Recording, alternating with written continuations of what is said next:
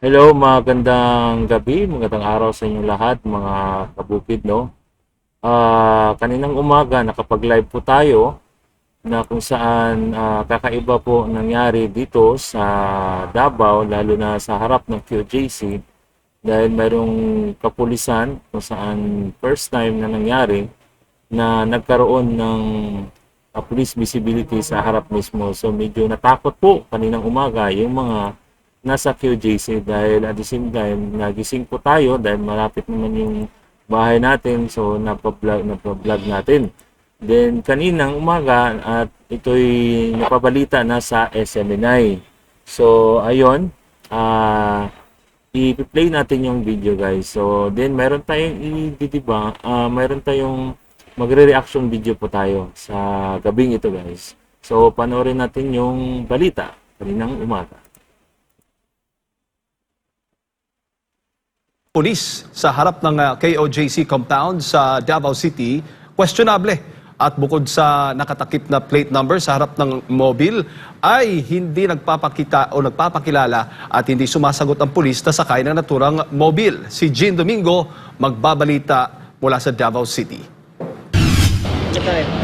Nandito tayo ngayon sa harap ng Kingdom of Jesus Christ Religious Compound dito sa Davao City, kung saan nga kanina pa natin binabantayan itong mobile patrol na ito na nasa harapan ng compound sa kaya mga armadong kapulisan. Pinilit natin silang kausapin kung bakit sila naririto, ano ang dahilan, kung bakit kailangan ng puwersa ng kapulisan dito sa harap ng religious compound. Wala silang maibigay. So ito yung sasakyan kaninang umaga na binidyo natin mula alas 2:30. So nilive natin yan ng 3 oras kaninang umaga. Nasagot. Nito mga nakasakay dito sa harapan na nakikita nyo ngayon, pilit natin kausapin kanina maging na mga KOJC legal team or legal counsel. Hindi sila sumagot, di magbukas nga lang ng kanilang mga bintana. Wala rin mga nameplate ang mga nakasakay dito na armadong kapulisan kanina pang alas 2 ng umaga. Pinipilit natin silang pakiusapan na kung maaari lisanin ang vicinity na ito, itong lugar na ito kung nasan sila ngayon, dahil nga dala ng trauma at takot na binibigay nila sa lahat ng mga KOJC members at missionaries na nasa harap ng ating compound. Pero hanggang ngayon nanatili silang mga bingi at sana ito na pilit natin pinapakiusapan na umalis dito sa harapan dahil takot at trauma ang dala nila simula pa nung June 10. Pero tingnan nyo, wala silang sagot, walang malinaw sagot, ibuksan man lang ang bintana. Ganyan na ba ang kapulisan ngayon? Hindi na makausap, hindi na makapagbigay ng impormasyon dahil kung totoong police visibility at security ang nais lang ibigay sa mga tao dito sa harap ng KOJC Religious Compound, dapat ay makipag-usap sila. So tama nga yan, no? So nasaksihan natin yan kaninang umaga, talagang ayaw nila makipag-usap. Kahit na lumabas na yung KOJC lawyer, so ayaw pa rin na makipag-usap. Nandiyan sa loob ng sasakyan, talagang nahawaan na talaga sila ng kabangagan ng admin na ito. So tuloy. Dapat sabihin nila ang dahilan kung bakit sila naririto dahil hindi normal na magkaroon ng mga armadong kapulisan dito sa harap ng ating mga religious compound. Napakaraming lugar dito na maraming mga krimen na nagaganap na dapat nandoon sila. Pero bakit sila nandito sa harapan ng ating religious compound na tahimik na mga tao, tahimik at payapang nagbabantay sa aming tahanan ang mga tao? Yan ang ating mga katanungan sa mga oras na ito dahil hindi lamang sila dito nakaposisyon. Meron din mga ibang lugar dito sa Davao na malapit lang sa KOJC Religious Compound nakapwesto ang mga armadong kapulisan na ito. Gaya nga na sinabi natin kanina, wala silang maibigay na sagot kung bakit sila nandito. Walang maibigay na sagot kung bakit sila nagpapakita dito sa harapan ng KOJC Religious Compound, ni pangalan nila, ni order kung bakit walang maibigay na sagot. Hindi makasagot o ayaw sumagot.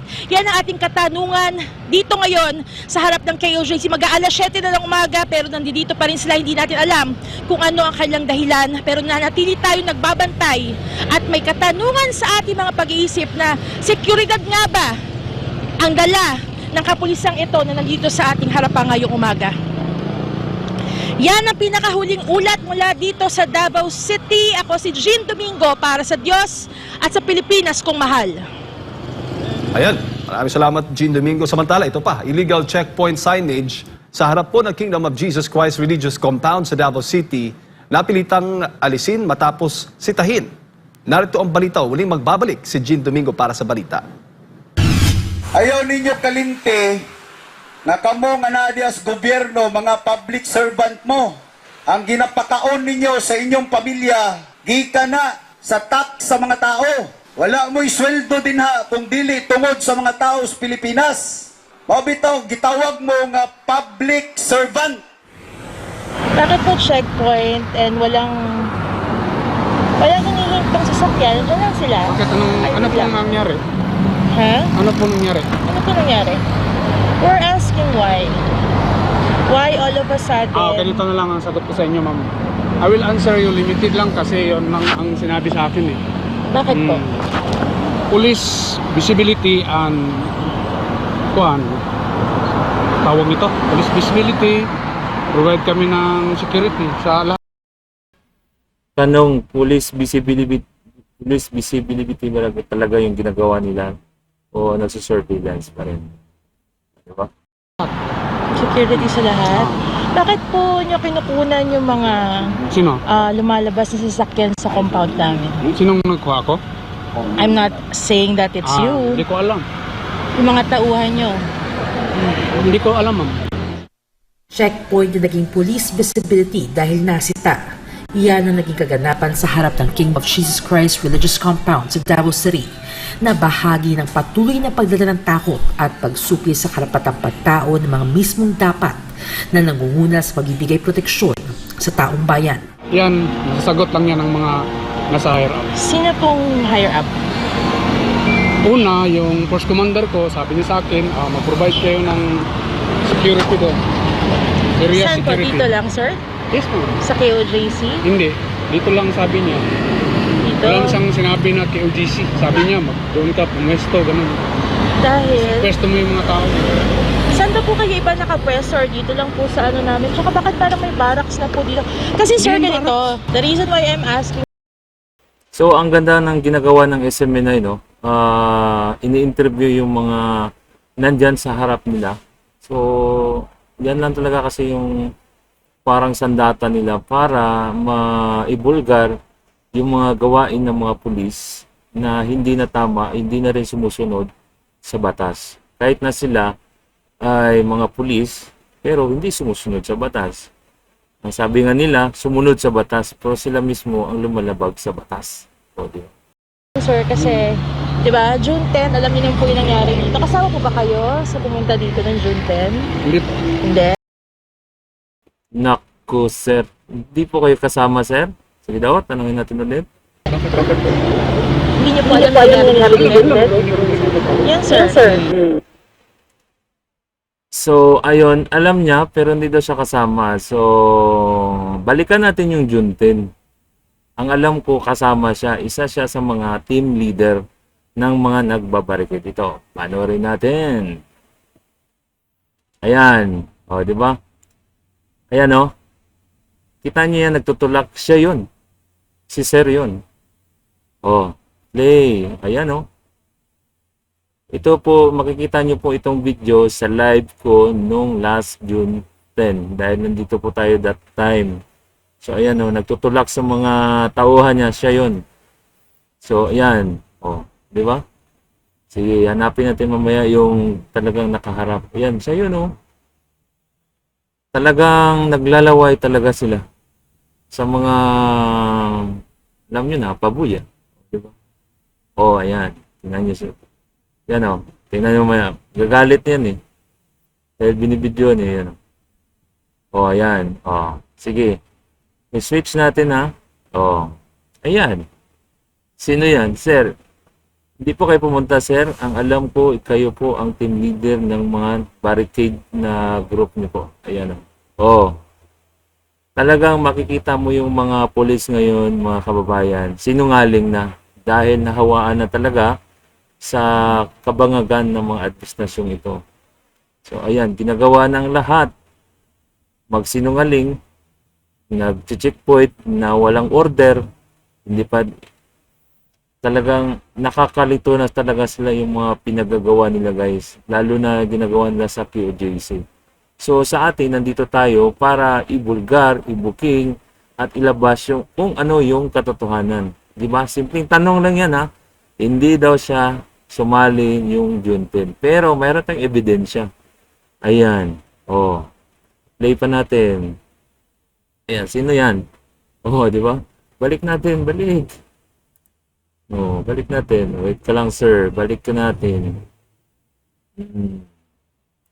Ito. Ayan. Oh. Di ba? So, yan, sir. Nagsisinungaling ka na naman. Ayan, saan pa? Oh, ayan. Ayan, yung pinaka-zoom in. Oh. Switch natin sa video. Oh. Di ba siya? Oh. So, ayun, nagsisinungaling na naman. Huli yung kasinungalingan nyo, mga sir. Talagang tapang-tapangan kayo sa walang, ang tawag niyan, sa walang lugar. So, huli po kayo. Nagsisinungaling. Pulis pa naman kayo, pero sinungaling na dahil nabusalan na kayo, nabayaran na kayo, nautusan kayo ng mga bangag. Lalo na si Abalos-Los, lalo na yung general nyo. So, yan. Sa atin dito, nagsasabi lang tayo, nagbubulgar lang tayo kung ano yung totoo, kung ano yung tama. Sama sa sinabi ng mga banateros, kung tama, palakpakan, pero mali, babanatan. So, baka kasali na tayo sa mga banateros ito, guys. So, tuloy! Nagkaroon may mga tao dyan. So, your presence here... Yung tanong na yan, ma'am, doon mo na hindi lang po ako yan. nagtatanong, nagkikwento po ako sa iyo because Hindi ko sabi kayo niyo kasi hindi niyo alam. mabigyan ng kung ano yung sinasabi nyo kasi I'm just following order. So, yun. Napakinggan nyo mga kababayan, mga kaibigan. So, just following order lang talaga sila, diba? So, sinong order? Sinong utos? Nauutal at walang maibigay na diretsong sagot ang nakausap naming opisyal na may name tag na Robles sa mga tanong kung bakit biglang nagkaroon ng checkpoint sa lugar na wala namang iniinspeksyong motorista. Gayon din ang pagkuha ng mga tauhan nito ng mga larawan sa mga sasakyan, palabas o papasok ng KOJC compound sa Davao City. Kung maglagay tayo ng checkpoint, tapos hindi tayo nagki-checkpoint, hindi tayo nanghaharang ng mga sasakyan, hindi siya checkpoint talaga. Kaya naglagay kayo ng signage sa checkpoint, tama po ba yun? Kaya nga ma'am, sabi ko sa inyo. Hindi po, sa inyo po, alam niyo po yan kasi kayo po yung limited leader lang nila. po yung sagot ko ma'am. Yun ang, Sir, technical, yung sagot ko is, doon alam lang naman itanong po sa ng taas kahit ma'am. sinong Sa police. taas nyo lang po itanong. So, kaya na po umusga mga kababayan. Tingnan nyo yung sagot ng pulis. Talagang limitado dahil ayaw nila talaga magkamali. Dahil, yun, mababait naman talaga yung mga pulis na yun. Dahil sa utos, naging bingi sila, naging pipi na, nawala na yung training nila, nawala na yung kaalaman nila. Dahil sa utos na sa taas. O, diba? So, nakakabubo talaga sumunod sa mga walang klarong leader. Okay, tuloy. Basta sabi ko sa inyo, supervise ko yung mga tao ko dito. Hindi, sir, ang tinatanong ko lang, di ba pag nagkakonda kayo ng Ma'am, I'm sorry po. Yun lang po ang maisagot ko sa inyo. Other than that, hindi na po ako authorized mag So, tingnan niyo po yun mga kababayan, di ba? Ayaw niyo nang sumagot. Tinatanong siya ng maayos ng SMNI, pero limitado talaga yung mga sagot ng mga pulis na yan. Si Sir Robles. So, si Sir Robles yung nagsinungaling na hindi po daw siya kasali. Pero, huli ka sa kamera. O, di ba? Tuloy. sagot. Hindi, sir, ang tanong ko lang, pag nagkakonda kayo ng checkpoint, di ba dapat nag-checkpoint kayo? Okay, area security na kami. Tinanggalan namin yung signage. Opo, pero kasi yun yung una nakalagay eh. Wala problema yun. Hindi naman kami gumagawa ng masama eh. Oh, wala In naman po fact- kami sinasabing gumagawa kayo ng masama, sir. I'm just Naman, kasi ma'am, asking. So, yun guys, nainis na yung si Sir Robles na nahirapan siyang anong tawag yan? Anong tawag yan, sir? Yung parang lumusot sa tanong ng SMNI. So, ang tindi ng SMNI, matalino yung SMNI. Grabe. Tuloy.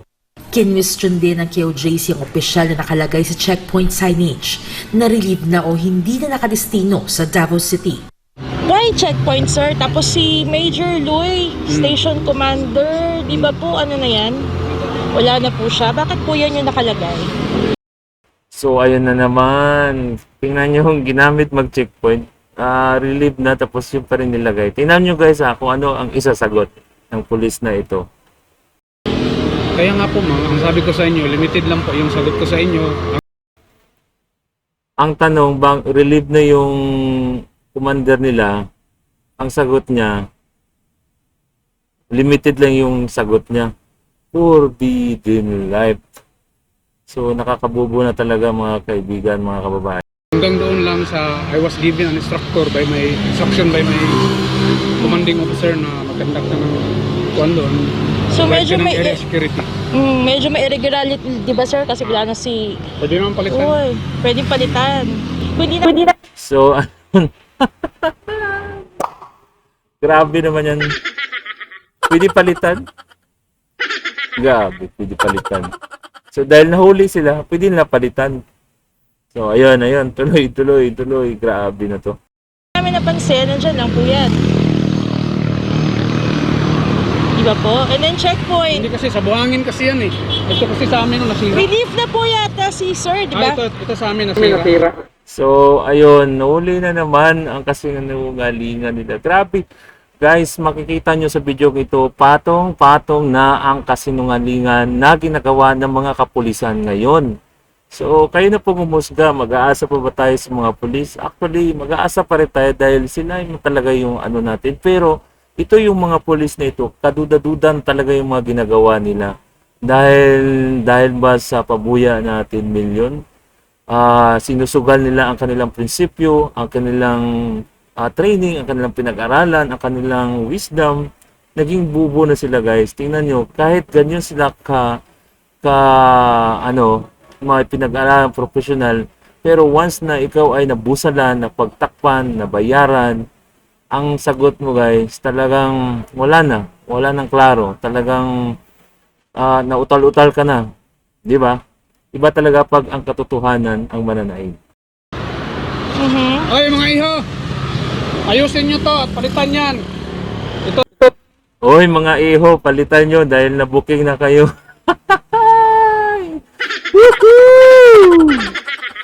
Itong gamitin natin. Nasira kasi ito. Sir, kasi wala na yan, di ba? Okay, palitan natin. Hanggang kailan kayo dito, sir? Wala na kasi yun eh. Bakit po, wala na di ba si Major? Hindi pa, sir. Bakit ma'am? Hanggang kailan po kayo dito, sir? Because, tingnan nyo, armed po masyado yung mga tao nyo. May trauma po yung mga tao doon. Hindi ko rin niya masagot ma'am kasi wala ako sa posisyon na sumagot yan. Sabi ko nga sa inyo, limited lang yung sagot ko. Hanggang doon lang sa binigyan ako ng instruction. Kasi nga po, Police visibility lang po. area security and police visibility. Why daw po? I don't know. So, police visibility, police security, para saan? Kung alam nyo guys, yung area ng harap ng QGC, wala pong matao, walang mabahay dyan o walang squatter. Talagang napaka-peaceful dyan kasi harap niyan, opisina ng Pilsaga, ang harap dyan ng LPU ng building. Bakit dyan sila nagagawa ng barracks, dyan sila ng checkpoint? Alam nyo, ang daming pwede lagyan ng checkpoint doon sa mga matataong lugar, sa matatraffic na lugar. Dito walang traffic, walang masyadong tao. Yung nandyan lang, yung mga tao dyan, yung nagbabantay lang sa harap ng QGC. Oh.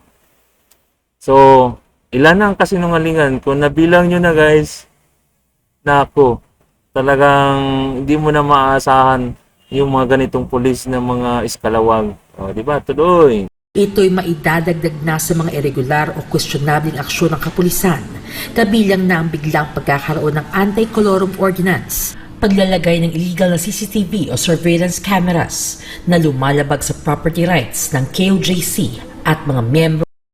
Tingnan nyo, naglagay pa sila ng malupit yun.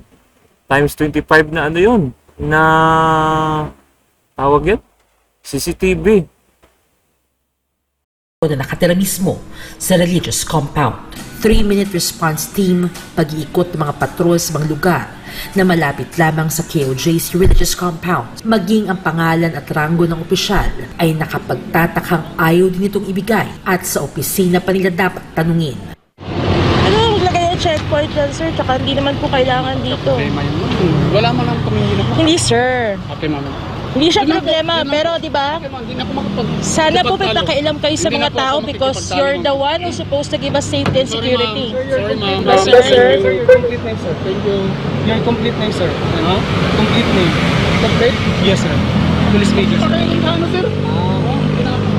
Yes, sir.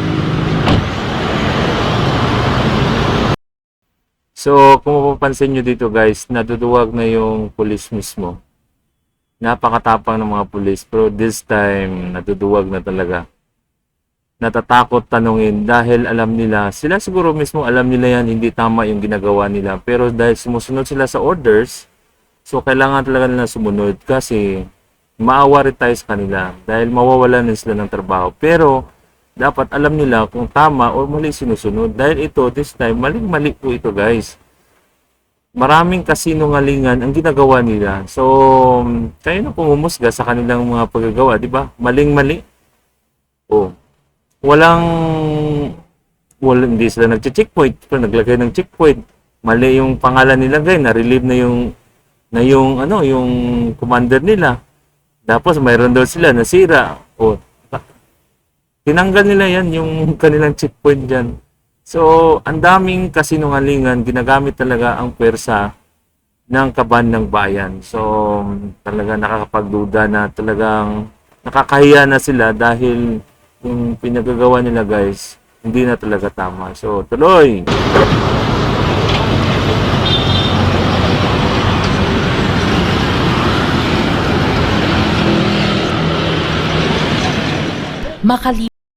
So, yun, umalis. Hindi na kaya yung mga tanungan ng SFNI. Pas ang ilang minuto matapos makaalis ang opisyal, isang mobile naman ang dumating at kinuha na ang stop at checkpoint sign. Pero nanatili pa rin ang presensya ng mga armadong kapulisan na dati naghahatid ng kapayapaan. Ngayon ay may dala ng takot sa mga mamamayan. Para sa Diyos at sa Pilipinas kong mahal, Jean Domingo, SMNI News. Grabe, kung walang SMNI, mga kapartners, hindi nyo malalaman yan. Talagang nakakatawa, with all due respect sa ating mga kapulisan, syempre, dapat ipaliwanag at linawin po ninyo yan sa mga kababayan natin, lalo na mga inosenteng civilian na nandiyan dyan mismo. Alam nyo naman po, tulad ng sinasabi ng mga taga-KOJC, na trauma ang idinulot ng marahas na paglusod ninyo at saka armado kayo. Kaya may karapatan itong mga missionary workers, ang lahat po ng mga nandiyan na talagang magtanong. At ang dapat din, tungkulin din po ninyong ipaliwanag kung bakit. At maraming mga irregularities na nakikita natin dito sa report nga ni Jean, natumbok nga niya, lalo na doon sa paglalagay ng checkpoint. At yung nakalagay na pangalan pala, wala na, inalis na. At saka bakit nagkakaroon ng checkpoint, hindi naman yung mga personnel nandoon mismo sa kalsada at pinapahinto yung mga sasakyan para magkaroon ng checkpoint.